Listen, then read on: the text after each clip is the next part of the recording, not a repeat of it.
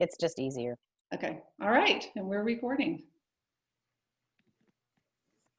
So since it is 9:30, I'm going to go ahead and get us started. We are so thankful to have Scott Hardinieri with us this morning from Mountain True. He has been the director there for 7 years. He lives in Asheville with his wife and 2 children, and will tell us about his work. He came there via Costa Rica, so we might get to hear some stories about Costa Rica as well. I want to have a quick prayer before we begin. So let's go ahead and open with prayer. Gracious God, there is so much to be anxious about with the events at the Capitol this week and with the rates of COVID still on the rise. We are so grateful, Lord, to have your creation that reminds us that you are here, that you have been here for so long, and that you care about us and that you love us. We ask that you be with us this morning as we learn more about your good work and your good creation.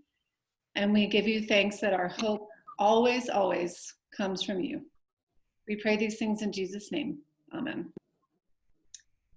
So Scott is going to speak. He said you are welcome to jump in with questions if you have questions as he does his presentation, but we will have a time at the end to have a presentation.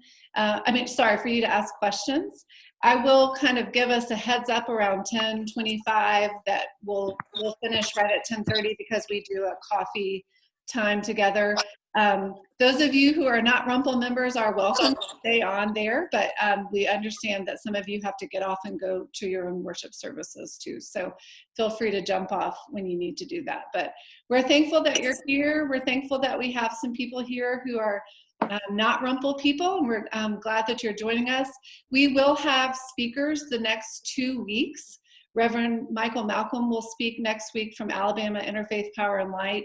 He will talk about justice and kind of loving your neighbor and creation care.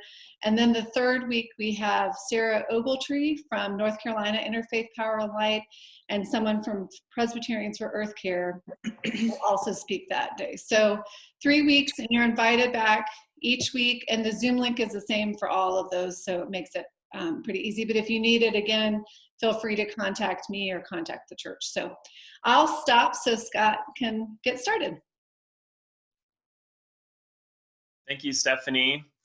I'm grateful to you all and for the Creation Care team and for Stephanie and those who have dreamed up this 3-week series, and for the ways that you all continue to bring light and hope and compassion into the high country and in North Carolina through spirituality and creation care and care for those who are most oppressed.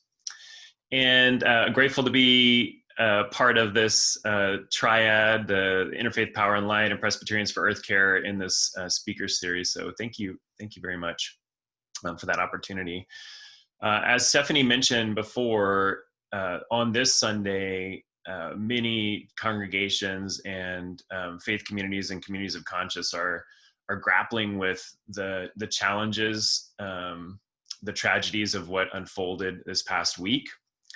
And you all have seen it unfold. We won't spend a lot of time on it, but I wanted to name that that the racism that was a part of that movement that happened on Wednesday is very much connected to the way that we treat the earth and the way that we treat creatures, the way that we treat our sisters and brothers of the humankind. So what we're talking about today is primarily around creatures and how we treat soil and air and trees and water, but it is really about how we treat our sisters and brothers of color and about how we treat our neighbor. And that will come through, but I wanted to name it up front that's at the heart of this. And I'll also say that congregations, the Christian church in particular, and the environmental movement have not done a great job of caring for our neighbors. And so we have a little extra work to do, and I have a little extra work to do around redeeming and bringing forth a new light, the path that you all know as loving God and loving one another and loving ourselves. So I wanted to share a story to kick us off. I was in probably 7th grade, and we lived in Texas when I was growing up. It was extremely hot most of the time, and in the heart of the summer, it was very hot. And we would try to escape Texas the best that we could, heading to Colorado, up to the mountains. And in probably July or August, we went on a trip with some family friends, 2 cars. I was the oldest of the kids, of 5 kids. 3 from another family, my little sister and myself, and we headed up to this cabin in a remote part of Colorado. When we got there, we discovered all sorts of amazing things, these little creatures, and we could see beaver way down in the valley, and amazing trees we hadn't seen, a temperature that we hadn't experienced in a long, long time, and we saw these little creatures that were called chipmunks. And you guys know chipmunks, but I had never seen chipmunks, and the rest of us had never seen chipmunks, and they were scurrying about everywhere, and we were so excited to see them. And as the kids began to explore around, we found underneath the house, it was kind of an elevated house, this little cage, and we were curious about it and discovered that it was a trap, that was a live trap to help catch varmints. And I figured out how to work the trap and was excited to think maybe we could capture a chipmunk. And so we went inside, we grabbed some snacks, and we put the cage on one of the stumps that was outside and put some crackers and cheese inside, a real nice setup for chipmunks, and waited to see what would happen. Little by little, the chipmunks would start sniffing around. The kids and I, the rest of them, were behind some trees, and we could see them begin to enter in. And one in particular came inside and unleashed the trap, and he was caught. The kids jumped in delight. I jumped up, grabbed the cage, and we were just in awe looking at this little creature, and it had a handle, this cage, and so we could walk around with it. We went up and showed our parents up in the cabin, and it's so exciting to have this creature so close to us, this wild animal. Well, eventually we realized we didn't want to keep it as a pet, and our parents were very clear about that. We couldn't keep it and take it home to Texas. And we began to dream about like how we might release it. And I grew up watching this TV show, which some of you will remember, called Mutual of Omaha's Wild Kingdom. And so at the end of that show, from what I remember, there was always some massive mammal, like typically a lion, that would be released into the wild in slow motion with this amazing music happening. And I was kind of picturing that's what would happen with this chipmunk.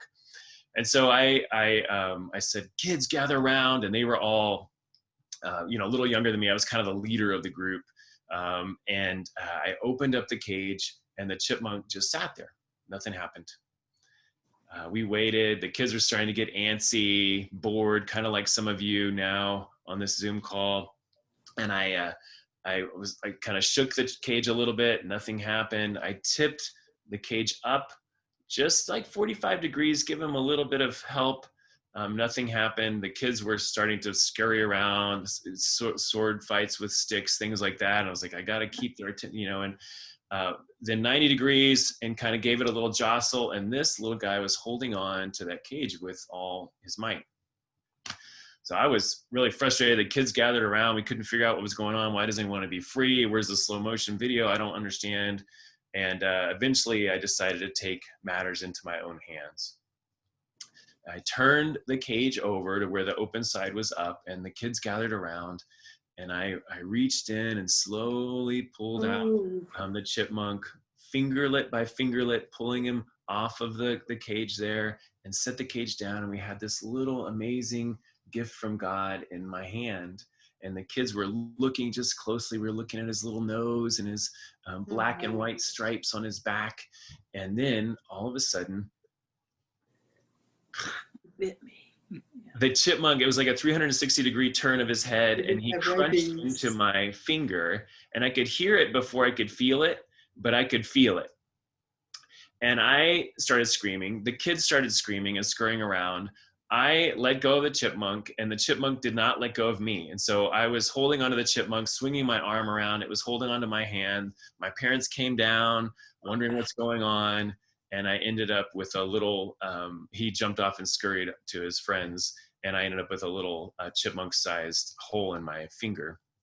And I can imagine this chipmunk sharing a story on Zoom with all these other chipmunk friends, talking about how to keep humans out of the forest and things like that. But I was in awe of creation and continue to be in awe of creation. I have been terrified by creation. I have been enamored, and I have experienced God in creation. The thin place, as some people might say.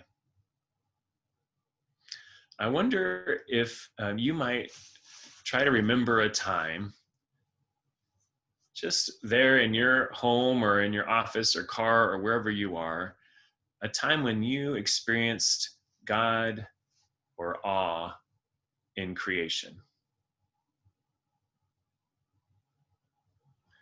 Just silently considering one time, and I would imagine many of you have more than one.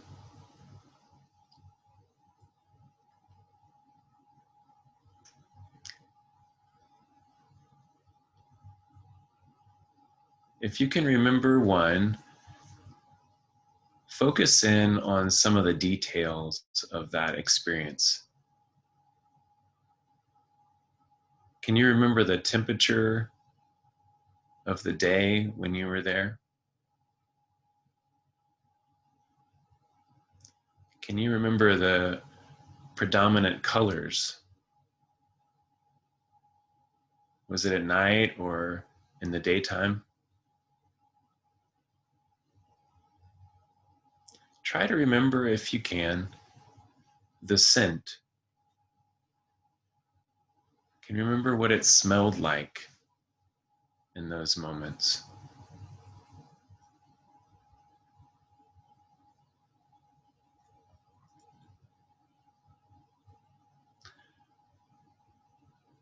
What sounds did you hear in this moment? Human voices or wind or other creatures?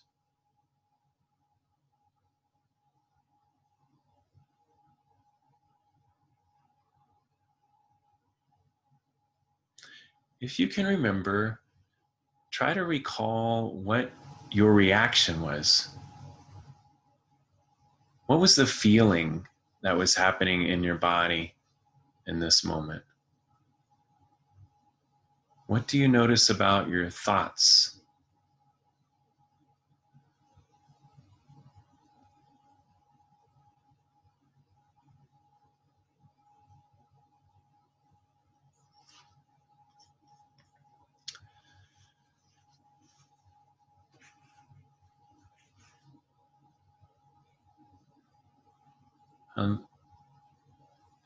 If we were together, I would invite us to share in partners or in pairs, just a moment about uh, what you experienced. In lieu of that, for time's sake and for Zoom's sake, I wonder if it's possible for you to share maybe a primary character in your story, if you could remember one. It could be a river or a tree or a friend or a star, chipmunk, and also a feeling that you had or an experience that you had. So if you could, like for me, it might be chipmunk and wonder or chipmunk and pain. But maybe you have other words, and if you could share those in the chat box, and I'm not sure if you all are familiar with that, but it's sometimes it's in the bottom center, and you can click on that and just type in, and maybe I can, if it's all right, I'll just read some of those. A creek and peace. Red flowers and a white cliff. River and wonder. Snow-covered trail and total quiet. Moraine Lake, extraordinary. Green flash over the ocean, a sense of amazement. Wow. Deer and white snow. Negral sunset. Frost clarity. 6 deer, a roadway, a fence. River and awe. Birds and peace. Magnificent moon over the lake, magical moment shared with another. Snow-covered hills and excitement. Nest of baby birds, motherhood. Maine sunrise, oneness.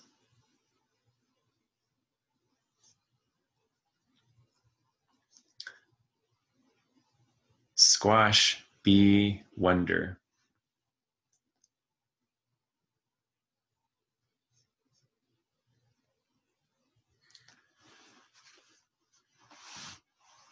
Notice what's happening in you right now. Infinity of mountains, awe. What's happening in you as you're remembering this time for yourself? Just notice that. We don't need to put it in the chat or anything. Just noticing what it was like for you to go back to that time. And then what was it like for you to hear and see everyone else's story of awe? And notice what that is like.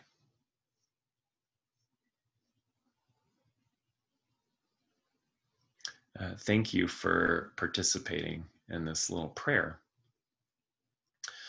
Some would say that that creation is the first Bible, that it is the first scripture, that God poured out God's self into the earth, and that the word became real through the creation story. And so we might say that our first reading of scripture during this workshop is your own experience of God and awe in creation. And so I'm grateful for this reading of the word.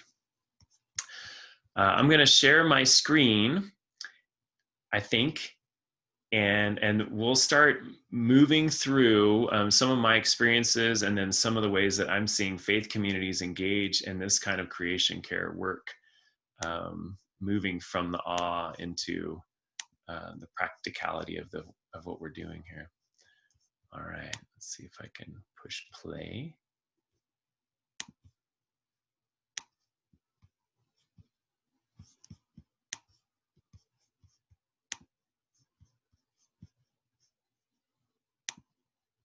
All right. So I wanted to start with a scripture which you all know. One of the scribes came near and heard them disputing with one another. And seeing that he answered them well, he asked, which commandment is the first of all? Jesus answered, the first is, hear, O Israel, the Lord our God, the Lord is one. You shall love the Lord your God with all your heart, with all your soul, with all your mind, and with all your strength. The second is this, you shall love your neighbor as yourself. There is no other commandment greater than these. My experiences began throughout my life, but have been centered in this experience of love. And when I, just a few years ago, about eight or 9 years ago, my family and I moved to Monteverde, Costa Rica. And my experience of neighbor expanded. This is the continental divide of Costa Rica. And Costa Rica is a little country between Nicaragua and Panama in Central America. And they have a really high regard for sustainability and creation care. And I lived in a community that was that had a strong Quaker connection to the U.S. Actually, when I was there, I my understanding of neighbors and neighborhood grew. And I'm going to share with you just a few of my neighbors that I met when I was there for 2 years serving with global ministries of the Christian Church Disciples of Christ. This is one of them. And you can see these kinds of millipedes around in the Blue Ridge Mountains. And I love this little creature. They're pretty amazing. One of the things that I love about them is that they have 3 defenses. And many of you can guess the first one, which is they roll up into a ball like a pill bug or a roly-poly. This second defense is that they poop. Sorry for those of you drinking coffee, but that's how they get rid of things trying to eat them. And then if you can agitate them a little bit more, and with a hand that isn't holding them when they poop, you can get a scent of strawberries or almonds because they emit a little bit of cyanide gas from between their scales. And so it smells like a sweet kind of cherry or almond smell, just really amazing. Another neighbor, this is outside of our house. It's a little grasshopper. That's my hand. And so you can kind of get a sense of the scope of the size and the beauty of his kind of neckerchief there and his leggings, and just kind of like diversity, biodiversity is really a gift. And I understood my neighbors to be really, really different. This is a Hoffman two-toed sloth. And this is right outside of our house in a tree. The baby's on top, mama's hanging upside down. And these guys use camouflage that is actually algae, and it tints their coat green. And some of the amazing kind of things that we began to see are these interconnections of ecosystems. And one is that this algae is eaten by a particular kind of moth that is endemic to this sloth to control the algae so it's not too much for it. The algae or the kind of moss helps camouflage it in the trees. And there's about 75, potentially 75 creatures that would live on a sloth at any given point. Different kinds of creatures, whether plant or insect, can live on a sloth. So this interdependence and this interconnectedness of creation from my neighbor here. This is a bellbird.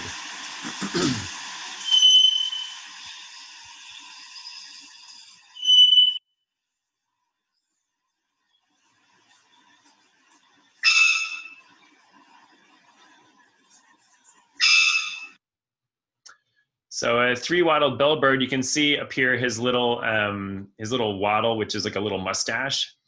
And those bellbirds are some of the loudest creatures on the planet, and you can hear them from up to 2 kilometers away. And they use this as a tool to call in dates or mates, and then also to repel challengers. And it's just an amazing creature in the forest there in Monteverde. And we thought squeaky gates were everywhere around us when we first moved there. We're like, man, people need WD-40 up here in Monteverde. But it turns out it was these birds throughout the forest. They migrate down to the ocean. And so we quickly learned that their ecosystem was being eradicated because they would need little fruit tree way stations to get down to the ocean and then back up every season to eat and sleep and nest. And so they were having a hard time, but there was a lot of efforts to try to maintain their ecosystems. This is a Resplendent Quetzal. And this, his tail goes, this is a male, his tail goes like probably another foot below the screen where you can see. Huge, awkward, beautiful bird. And we were able to meet him in person in the forest there. And one day I was walking with a guide who was also my landlord, and we were recognizing different sounds in the forest. And one sounded like a rock had been dropped from the top. And he said, find where that came from. And I went over and I saw what looked like an acorn. He said, well, pick that up. And I picked up this acorn looking thing, and it was warm. And I said, what is this? And he said, that's an avocado seed that has just been regurgitated by either a bellbird or a quetzal. And so he tricked me into holding Quetzal puke, essentially. But this beautiful kind of interconnection, and this is the avocado. There's about 30 different species of avocado tree in the Monteverde area, and this is one of them. You wouldn't want to make guacamole out of this because it would take so long. It doesn't taste the same for us, but they would swallow these whole and then digest the meat around it and then let go of the seed. And that's a way that these forests have continued to develop and be dispersed. These seeds are dispersed by bellbirds and these bigger birds moving these larger seeds across the forest and replanting forests where they have been troubled. So that's part of my neighborhood. I discovered ongoing for those 2 years, not only these creatures, but amazing people. And we had lived in Colorado prior to this, and our neighbors were amazing, the human neighbors as well. Reminded that it really boils down to this. We are caught in that all life is interrelated. We are caught in an inescapable network of mutuality, tied into a single garment of destiny. Whatever affects one directly affects all indirectly. We are made to live together because of the interrelated structure of reality. And that's Reverend Dr. Martin Luther King Jr. And that's really what I continued to discover during my ecological conversion in Monteverde. As I was there, I began to see the ecological challenges that were happening, and I was concerned. And this quote kind of helped me move in. I'm trying to move my, I can't quite see my cursor, so I'm having a hard time. Oh.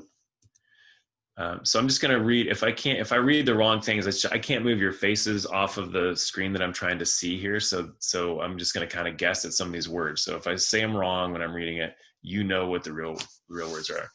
I used to think that top environmental problems were biodiversity loss, ecosystem collapse, and climate change.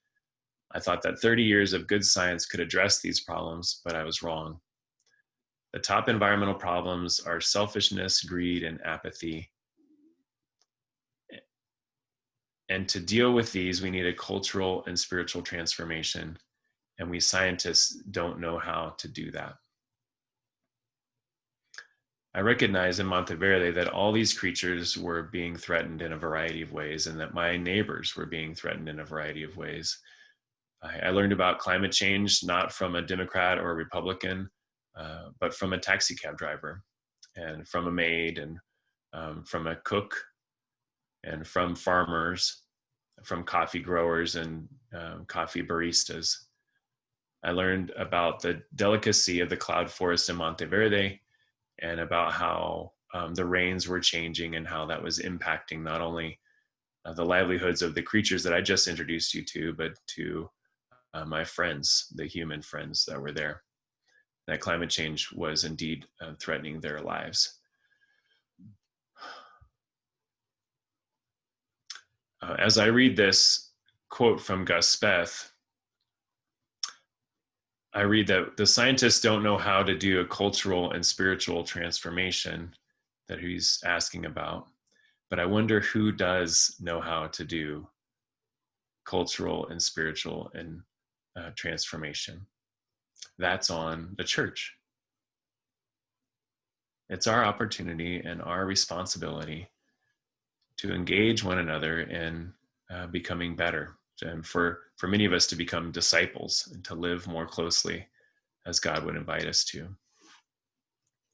And so I began to question, how does the church, for me, the church, engage in these environmental problems of selfishness, greed, and apathy, and biodiversity loss, ecosystem collapse, and climate change?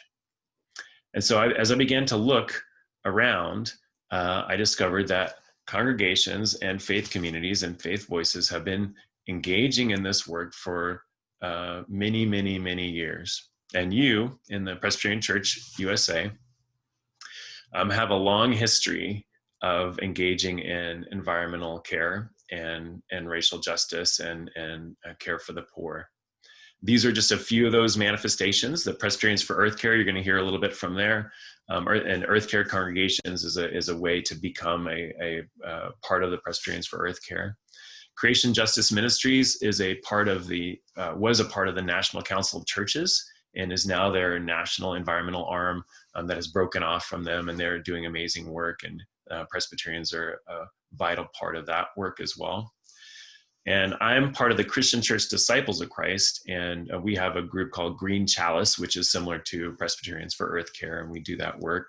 And I'm also part of the Creation Care Alliance. In 2018, you all had several General Assembly, and over the past decade have had many General Assembly resolutions that have come to the floor, or I'm not sure if it's called what the exact terms are, but different things around environmental racism and climate change, and invite you to go back and look at some of the documents, because there's some pretty powerful language there around how the church is called to be a prophetic voice about healing the climate. And this is a quote from them. The Creation Care Alliance, of what I'm a part of now, and you all have invited me here because of this work with Mountain True.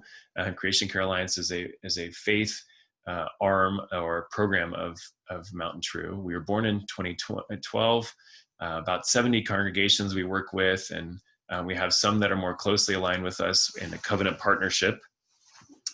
About 12 denominations. We are interfaith, although I'm a Christian pastor, and many of our congregations are Christian. We do support and accompany and learn from a variety of denominations and faith traditions. We work in 4 primary areas: inspiration, like our Earth Day Vigil and book studies; education, like our workshops and maybe something like this, and book studies as well. And our retreat that's coming up in a couple of weeks. Service, which is really supporting congregations doing that good work of serving their communities; and advocacy, which is to invite congregations to speak with compassion and using their faith as a way to communicate with policymakers, local, state, and national.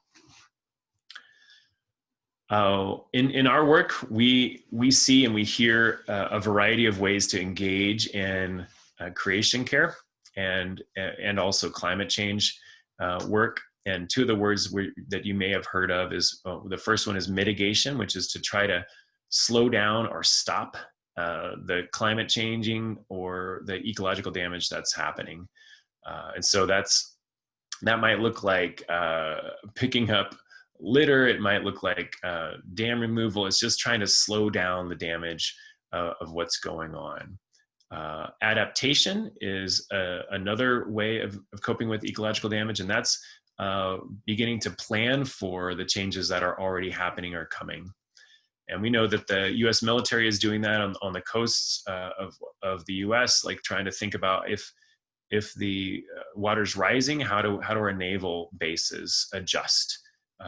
Adapting how farms are what kind of plants our farms are planting.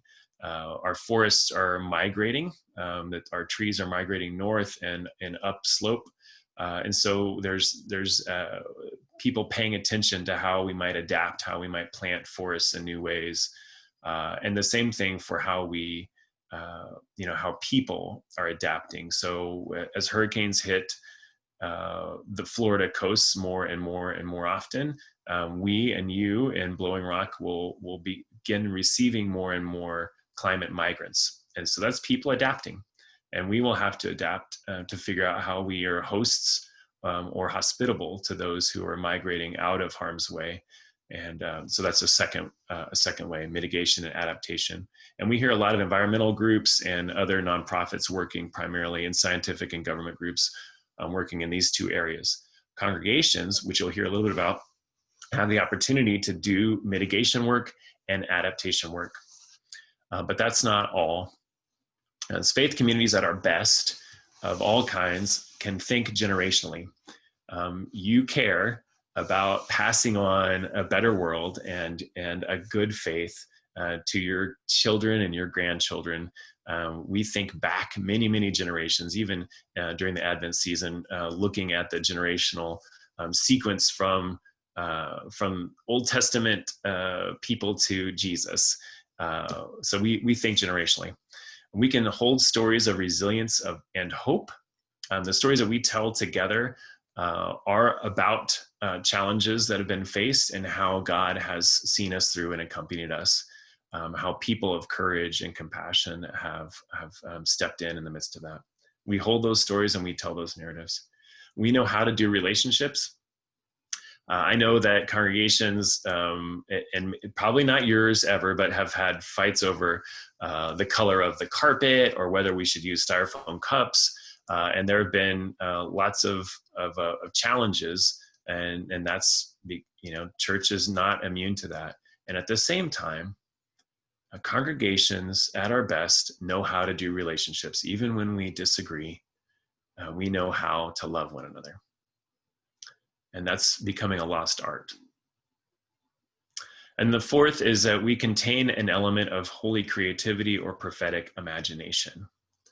That even when we are recognizing the reality of what's happening here and now, we have a sense of God's ability to move in mysterious and unexpected ways, and that God uses people to do that kind of prophetic and beautiful creativity.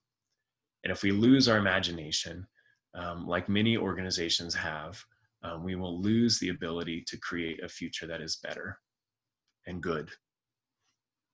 So faith communities can do adaptation and they can do this mitigation work, but we also get to build compassion. So as things are challenging, whether it's environmentally or socially, we have an opportunity to step back into our greatest commandment of loving God, loving neighbor, and loving ourselves.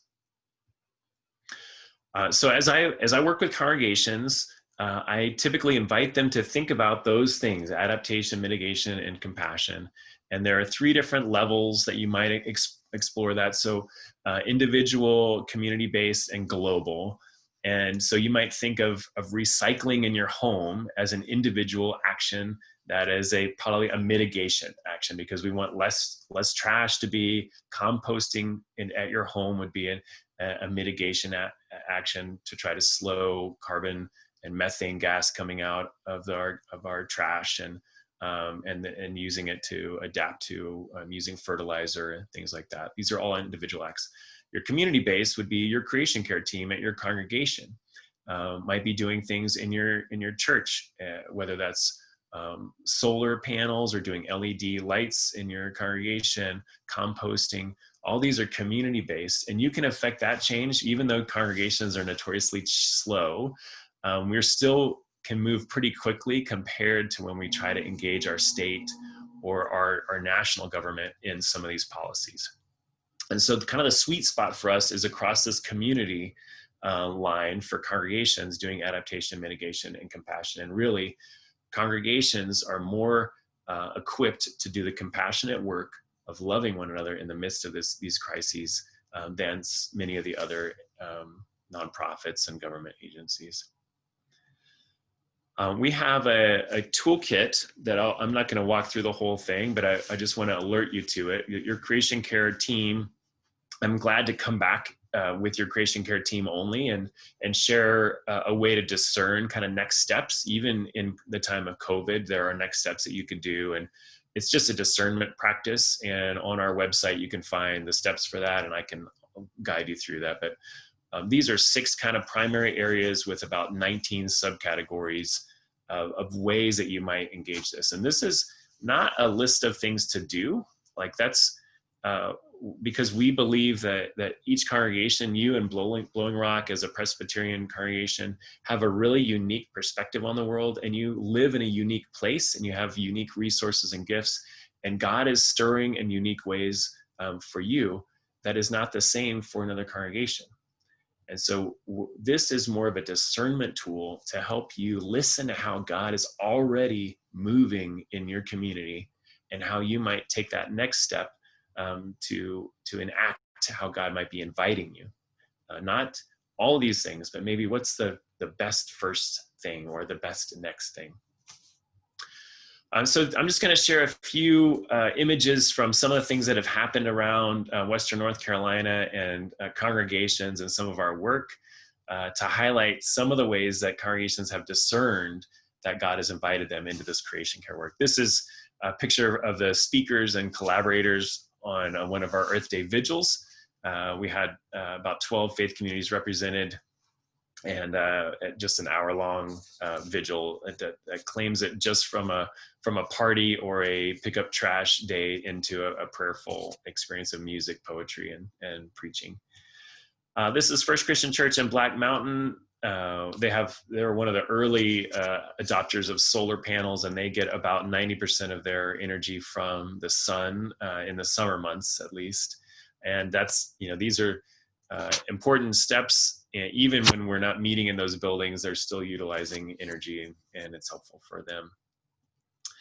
This is a collaboration between Asheville Greenworks and Congregation Beth Israel. This Jewish community planted 4 apple trees that are open to anyone to come and eat those apples. So it's in a space that's available to people to come and utilize that food. And then they coordinated this with a holiday and a sacred day for them that involves apples and honey.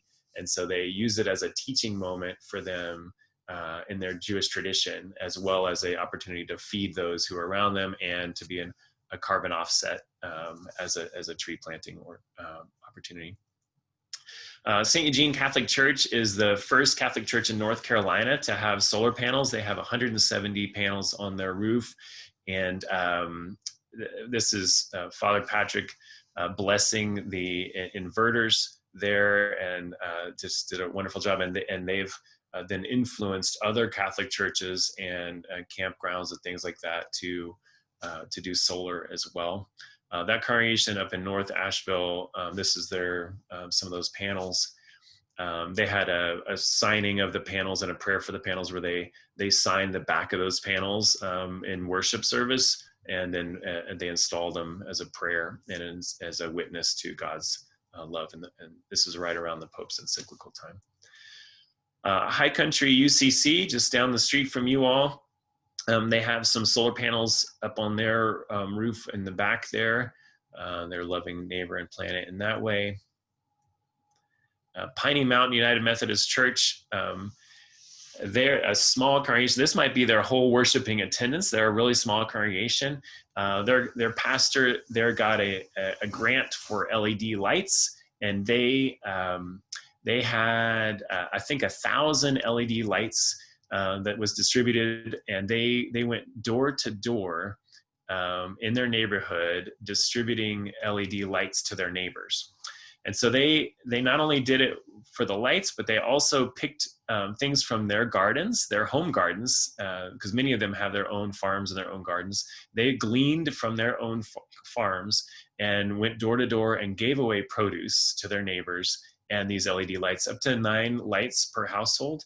And they estimate that of those 1,100 light bulbs, that they probably saved their neighborhood $70,000 over the next 10 years if they were screwed in, the light bulbs. That's equivalent to 1,500 trees planted, or 380 tons of carbon in the atmosphere reduced. I would say that this congregation doesn't necessarily think of themselves as climate activists, or that they want to see themselves as primarily a creation care church. They just want to be good neighbors. They want to love their neighbors, and that's what they do well. And so that's they went door to door in that way. So you can see a variety of ways that congregations are engaging in this work and how you might fit in as a congregation. This is just, I'll just briefly mention, this is a Light Renewal grant that we got, where we had 6 congregations participate in the pilot project for LED light renewal, and $14,000 saved after we did upgrades for these 6 congregations. And that's about the annual use of 24 homes when we upgraded those congregations. So it's a pretty powerful little story, and I think there are grant monies available for other congregations. We haven't identified that in the time of COVID because the grants are being dispersed in different ways for small businesses. But this creative collaboration with Duke Energy, Mountain True, Creation Care Alliance, and the Community Foundation of Western North Carolina are ways forward as we begin to find partnerships with other organizations outside of the church. This is just our toolkit. I'm going to move us quickly. I mentioned that before. Our covenant partners are congregations that say, yes, we really want to be a resource to other congregations. We want to financially support Creation Care Alliance a little bit, and we want you to promote our events.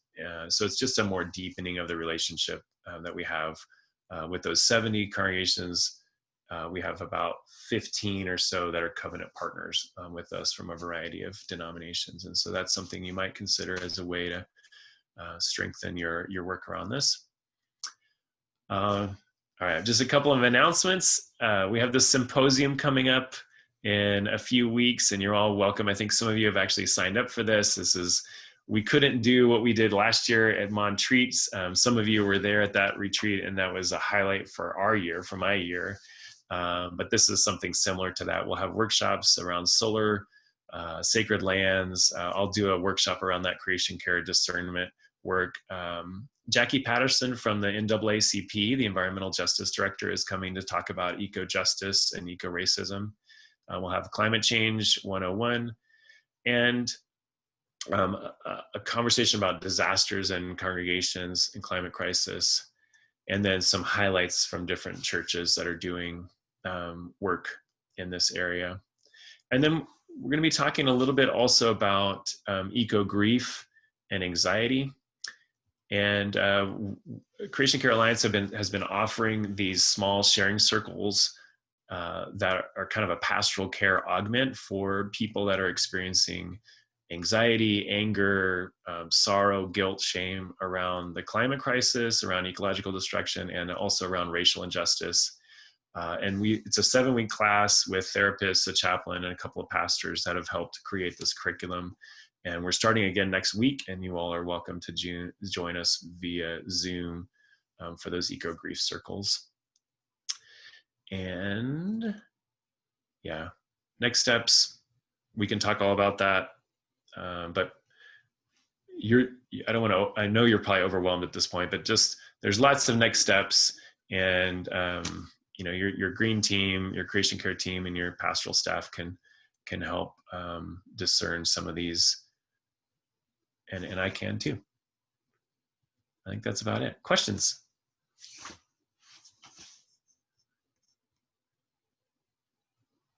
Sorry to rush through at the end there, but it's getting excited.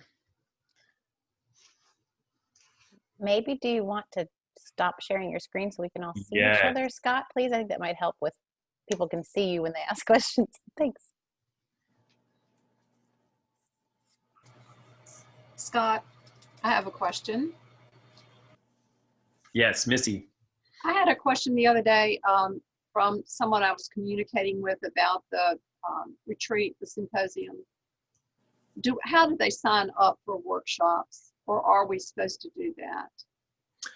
So the way that we're trying to do this, and the way that we have it planned to do the workshops are essentially so the workshops will be from like 11 to 12. We'll have like a opening worship at 10 a.m. on both days. The workshops will go at about 11 to 12. And then we'll have an afternoon session that's about from 3 to 5 or so. So 3 to 4 will be the workshops, and then 4 will be kind of a closing worship, 4 to 5.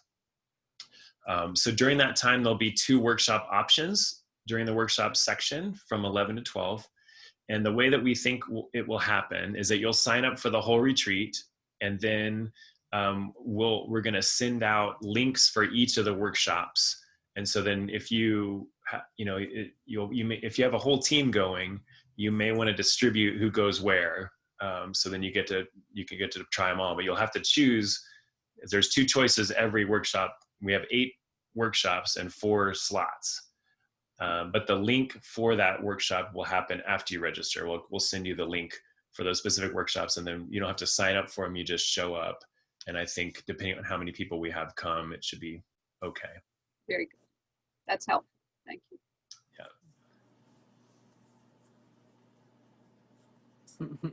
Julie.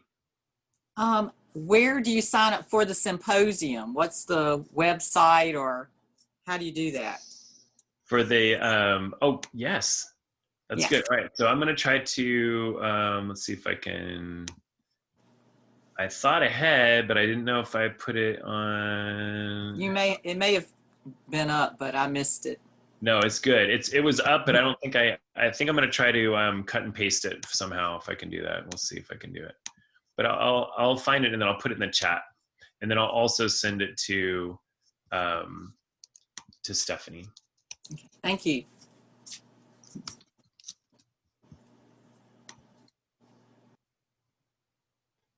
Others.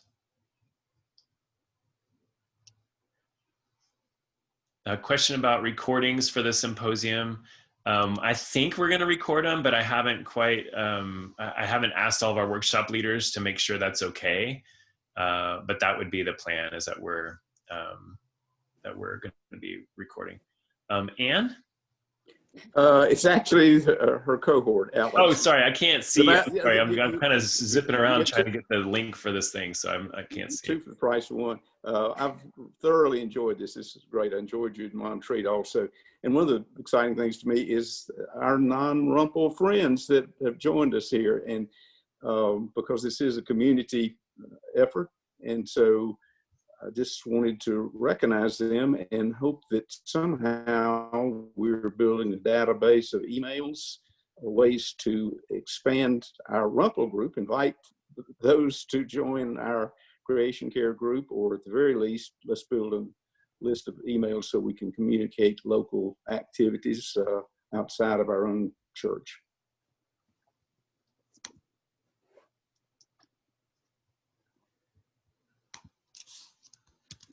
That's good. I think that's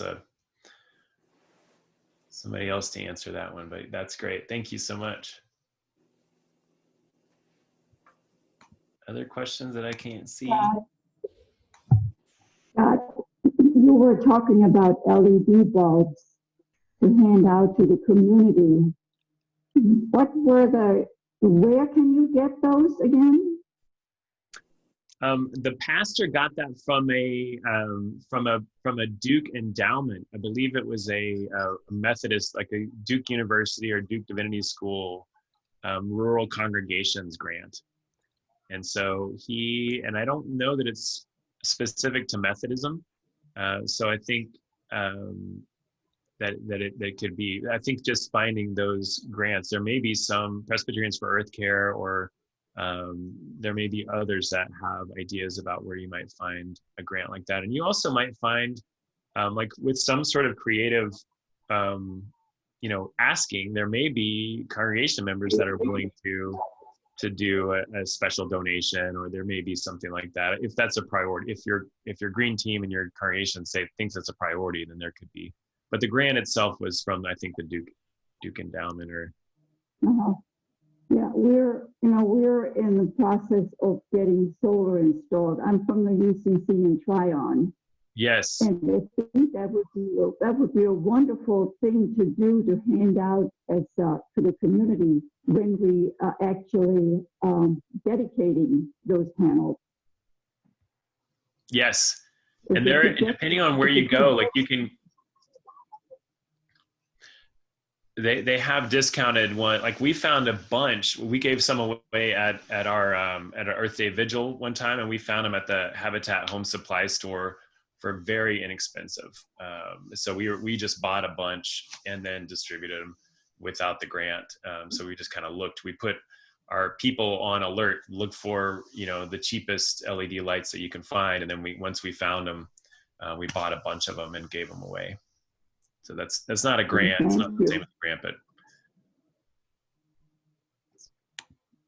I know for a while Blue Ridge Electric was offering those to anyone who came by to pick them up. I think that's been a couple of years ago, so I don't know if that would be, if they still ever do that or not.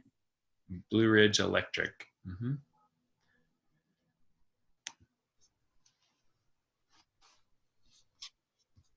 wanted to make a couple of comments. This is Lynn Wall, and I'm with Rumple. One thing that you said that really struck me, you mentioned building compassion, which I really like the word build, rather than simply showing compassion, expressing compassion. Build, I think, really shows working at it, action based. I really appreciated that word and that phrase. The other thing I want us to remember at Rumple especially, but other churches as well, we are certainly looking at our physical space, and this can give us some food for thought, certainly, in terms of green building and solar capacities. We don't have a ton of solar in Blowing Rock. We don't have a lot of sun, but enough to make that work. Certainly it can be expensive. We've looked into that in our own home, and but it is something that I want to talk to the leaders and the elders, of course, about that. I want you guys to really think about that as you're making those decisions as we go forward with our physical space. Great, thank you, Lynn. Scott, I was also really struck by your talking about building community and compassion, and the church really is one of the few places left that's uniquely qualified to do that. And it's good to be reminded of that. I've been so troubled this week with all the events at the Capitol, and really thinking, how do we bridge this? There seems to be so much divide, but we are the place that can do that. And so I was really glad to be reminded of that. Thank you. I think we have time for one more question, if somebody else has one. I don't want to get political here, but you talked about adaptation and the U.S. military on our coastal areas and climate change and rising water levels. How can they adapt when you have leadership that denies climate change? Yeah, I think there's a strategic document that talks about climate change being one of the greatest threats to national security. That was predated the current administration, and I think that those bases and that the military leadership, even despite whoever's in office, are facing realities on the ground that are causing them to put up solar panels and to look at how do we keep our ships from coming into our bunk. These are simplistic ways of thinking about it, but I think they're engaged in a way that will that kind of outlasts particular administrations. But I don't know that for a fact. I just know that is happening. That the U.S. military is paying a lot for solar and is saving a lot of money with solar panels, and that all of not all, but many, particularly in North Carolina, they're looking at hurricanes and water levels as they plan for what's next. And yeah, so I don't have a good question, but that's good. Like, how do we invite leadership to believe science? I think is an ongoing conversation. Thank you. Can I make one brief statement? No time's running out. We all are in search of unification, and we all bemoan the extremities of far right, far left, etc. Loving the earth can do that. I have personal friends who are very far to the right, farmers in Montana, but they love the earth. And I've got a bunch of very liberal friends in Asheville and other places that love the earth. So loving the earth could be a way to find unification. It's pretty hard to not love the earth, regardless of your other persuasions, spiritual or otherwise.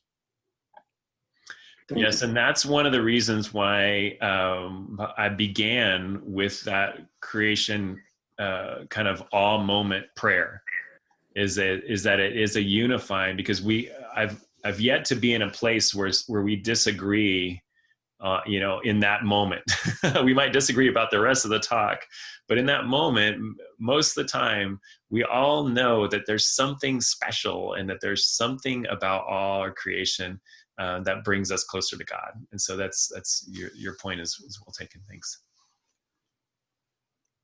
Well, I want to thank Scott for your time this morning. This has been really great time to be together, and I feel like especially helpful this week when things have been so chaotic. So thank you.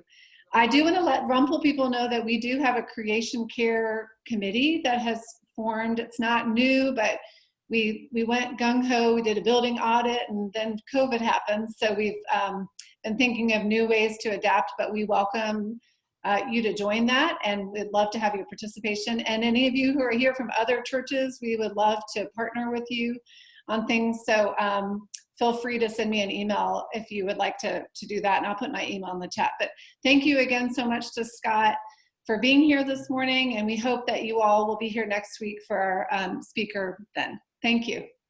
Thank you. Thanks, Thank y'all. you. Thank you, Scott. Thank you, Scott. And if you're from Rempel, or if you're not, you're welcome to stay on for a little time for coffee and catching up. So thank you again, Scott. This was wonderful. Yes. Thank you guys. It's been great.